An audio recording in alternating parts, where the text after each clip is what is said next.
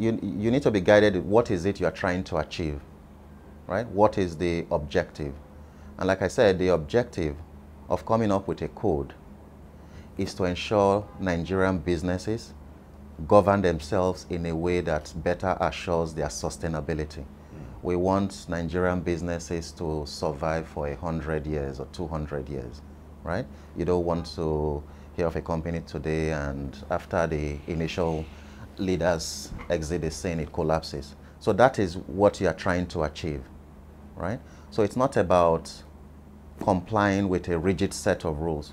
What should you do to make you successful? I think that's where we're going, and it's important to focus on that. Well, why is the new corporate governance code leaving out religious organizations? Corporate governance code, like I explained, in terms of focus, we're trying to promote trade and investment in Nigeria. So you need to necessarily target the institutions or organizations that contribute the greatest to trade and investment. And perhaps you can convince me that religious organizations contribute the greatest to trade and investment in Isn't Nigeria. that self-evident? That they don't. That they do. Isn't it self-evident? No, it's not. It's not. I mean, religious organizations are religious organizations, and by nature, they are not business enterprises. But However, in terms of investments, yes. it attracts. No, I mean, we need to separate, when you say a religious organization is a religious organization. And you However, talked about the IFRS, International Financial Reporting Standards, yes. You've been a major advocate Yes. of this. And when we get to other advanced countries, we see religious organizations complying to the FRC code, corporate governance code. No, I think let's not mix the two up. Yeah. If you're a religious organization, you're a not-for-profit entity. However, regardless of what type of organization you are, if you engage in business activity, in the context of your business activity, you will comply with financial reporting rules, you will comply with corporate governance rules that apply, you will pay taxes and all of that, right? So I think there's a, we shouldn't mix it up. It is true that certain religious organizations may engage in business activities. Okay, putting it succinctly now. Yes. Are religious organizations in Nigeria compelled to pay tax? Not on their religious activities, but if they engage in business activities, then it's a business, and they are compelled to pay taxes. So, again, let's make it clearer and much more specific. Yes. Now, church collects tithes and offering. Are they bound to pay tax from their tithes, collection, and offering? Not as far as I'm aware of. I mean, that is religious activity, right? You pay taxes on commercial activities, right? So if you are a not-for-profit organization, you don't even need to be a church. If you're a charitable organization, you collect charitable donations for your charitable causes. I think there are clear tax rules around that.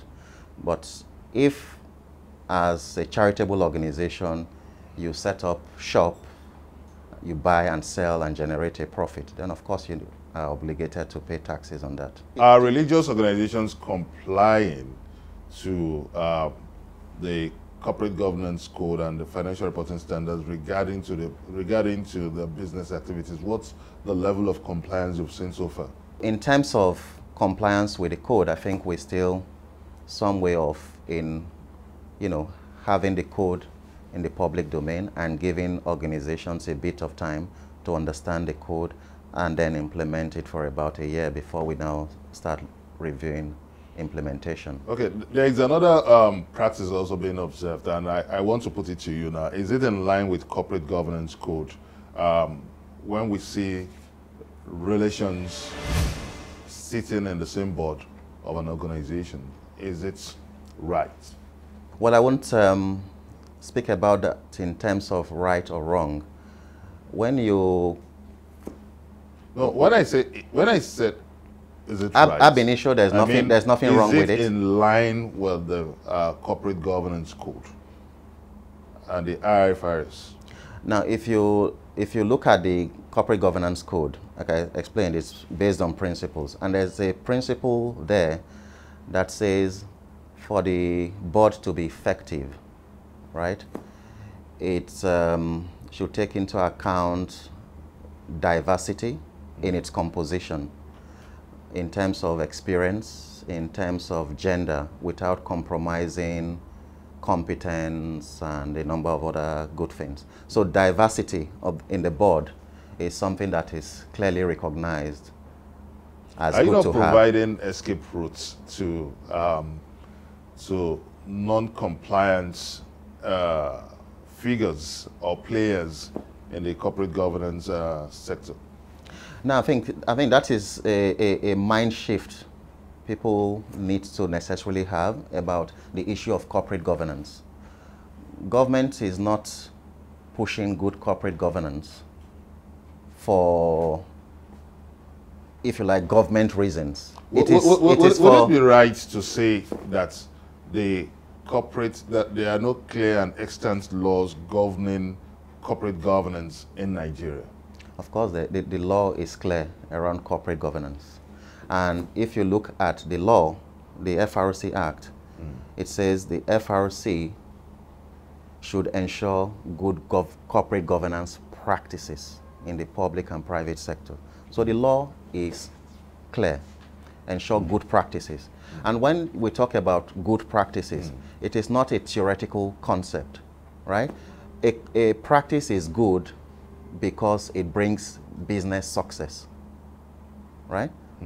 So it's not some theoretical thing that the FRC has in its Bible to impose on the business community.